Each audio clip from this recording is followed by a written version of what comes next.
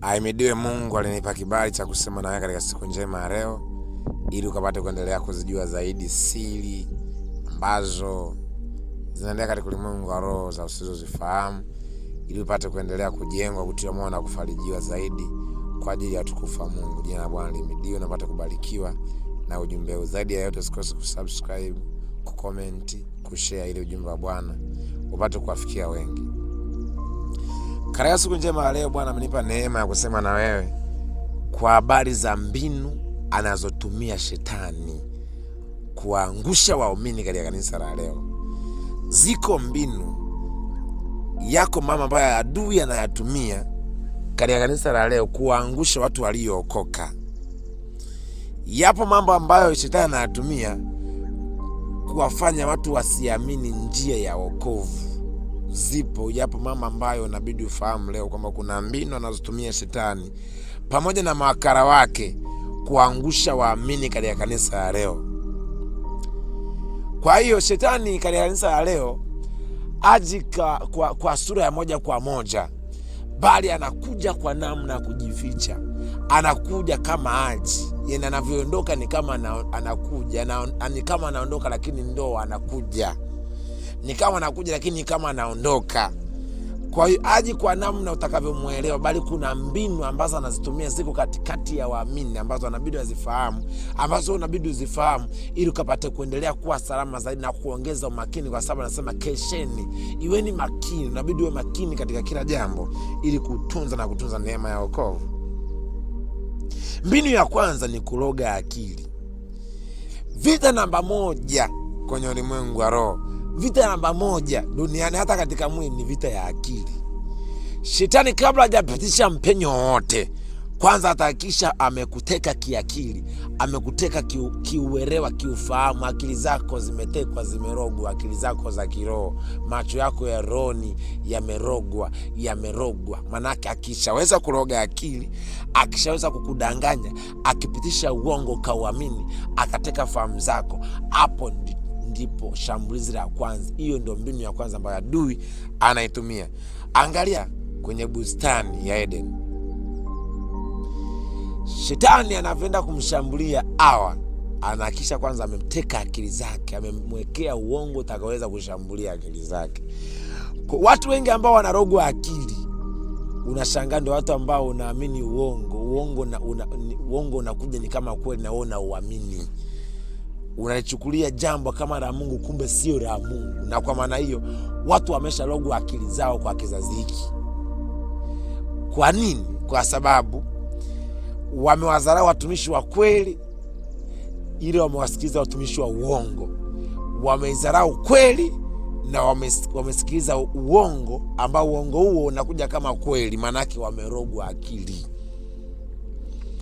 Lakini zaidi kitabu cha Galatia 3:1 nasema, enyi Wagalatia msio na akili, ni nani aliyewaroga?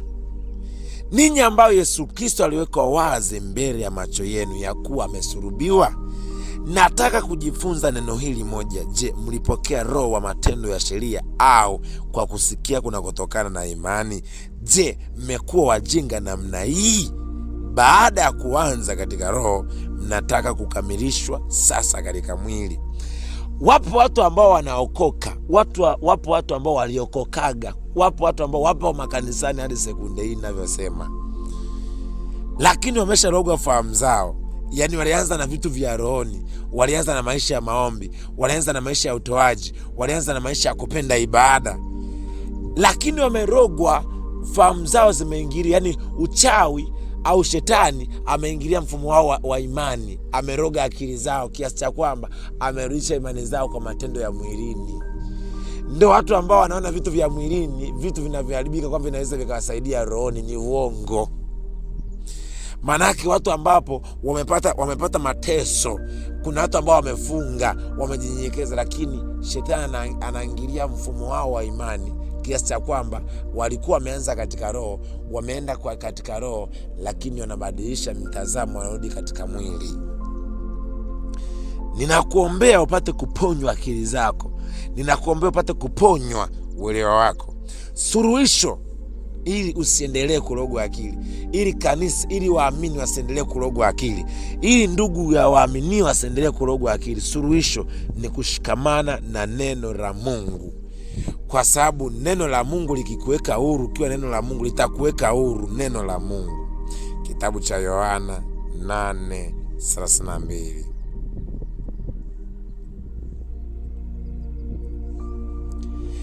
Tena mtaifahamu kweli, nayo hiyo kweli itawaweka huru. Ili akili zako zipate kuwa na matunda, ili utu wako wa ndani upate kuwa na matunda, lazima uwe na kweli, na kweli ni neno la Kristo, na kweli ni neno la Mungu. Maana yake unavyoendelea kuwa na kweli, usimtumikie tu Mungu katika matendo yasiyokuwa na kweli, bali mwabudu Mungu katika roho na kweli. Hitaji zaidi neno, ushibe neno. Hiyo ndio suluhisho. Uijue kweli, ili kweli kufunulie yenyewe, ili kweli ikuweke huru. Pima kila roho, si kila atakayekuja kwako na kufundisha ni mtu aliyeagizwa na Mungu. Pima kila roho, si kila roho inayokuambia mwanangu ni roho ya Mungu. Si kila roho itakayokuita ondoka ni roho ya Mungu. Si kila roho itakayokuambia nataka nikubariki nikuinue ni roho ya Mungu. Pima roho, usirogwe akili. Kitabu cha Yohana wa kwanza 4:1 nasema zijaribuni roho. Pima roho ni roho gani? Mbinu ya pili ambayo shetani ameingiza katika kanisa la leo ni kuwanyang'anya watu ibada zenye nguvu. Ni kulinyang'anya kanisa ibada zenye nguvu.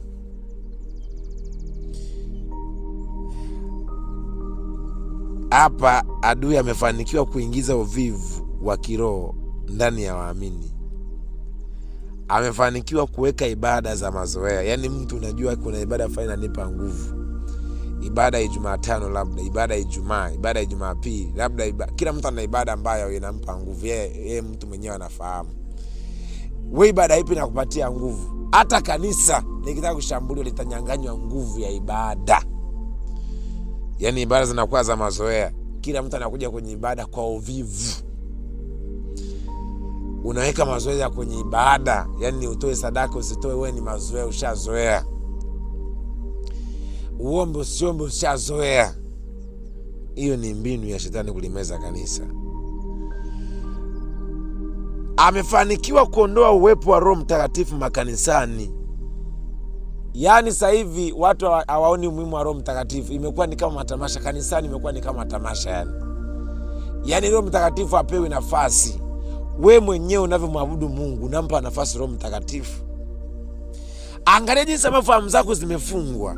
Zinabidi zifunguliwe. Umewekewa uzito wa kiibada. Umekuwa na shughuli nyingi lakini hakuna matokeo. Unajishughulishwa wewe. Unashughulika wewe lakini hakuna matokeo.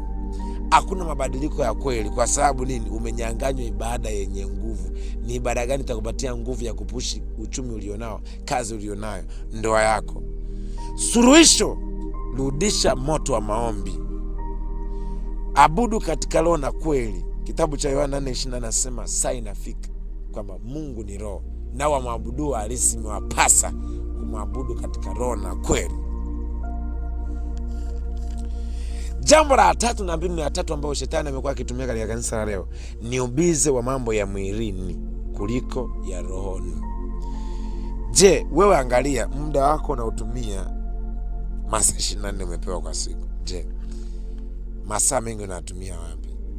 Je, Mungu umempa masaa mangapi? Kuna watu ambao yani cha ajabu kabisa ameongoka afa anampa Mungu dakika 5, dakika 10 kwa masaa 24. Kweli umekuwa bize na mambo yako, kazi nyingi bila muda wa Mungu, kujishughulisha na fedha, mafanikio, starehe bila muda wa Mungu, kupunguza muda wa maombi na neno. Usipunguze. Angalia kwenye kitabu cha Luka 10:38-42. Martha alikuwa bize, Maria alichagua uwepo wa Yesu. Martha alikuwa bize sana, nashughulika. Lakini Maria alichagua uwepo wa Yesu. Na wewe upate kuchagua uwepo wa Yesu, ukawe Maria katika jina la Yesu. Kwa hatari ya mtu kuwa bize katika mambo ya mwili, hatari mtu kuwa bize na shughuli zake kuliko roho, Hatari ni kukosa uwepo wa Mungu, kukua kimwili lakini kufa kiroho.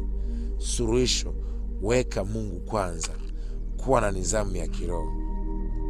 Jambo la 4 ni kuomba kwa akili badala ya roho. Unakuta mtu unarudia maneno bila uhai, kuomba bila imani au ufunuo, kutegemea akili zaidi kuliko roho. Mpe Roho Mtakatifu aombe, akuombee. Mpe Roho Mtakatifu nafasi katika maisha yako. Unakuta mtu yupo anaomba lakini hazai matunda. Unakuta mtu anakosa majibu. Kwa nini? Kwa sababu unaomba kwa akili zako, na tumeambiwa kwamba hatuwezi kwa akili zetu na kwa nguvu zetu.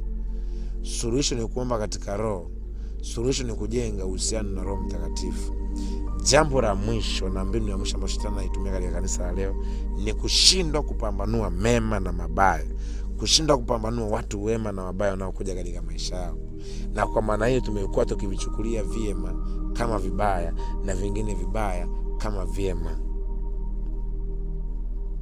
Kukosa uwezo wa kutofautisha kati ya kilicho cha Mungu na kisicho cha Mungu. Hapa ni kwa sababu unakosa neno la Mungu kwa kina, kwa sababu unafuatilia sana hisia badala ya kweli. Unakosa mazoezi ya kiroho.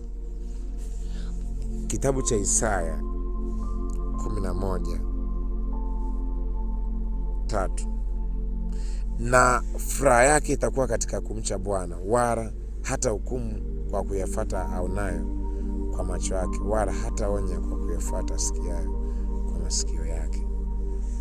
Kwa hiyo unabidi ukue katika roho, kuongozwa na Roho Mtakatifu kila saa, kuwa na mazoezi ya roho. Ninakuita na ninakualika na ninakusii kwamba inakupasa uwe makini, inakupasa uishi katika maisha ya maombi, inakupasa uishi maisha ya neno, inakupasa uongozwe na Roho Mtakatifu, kwa sababu anaongozwa na Roho Mtakatifu au ndio wana Mungu.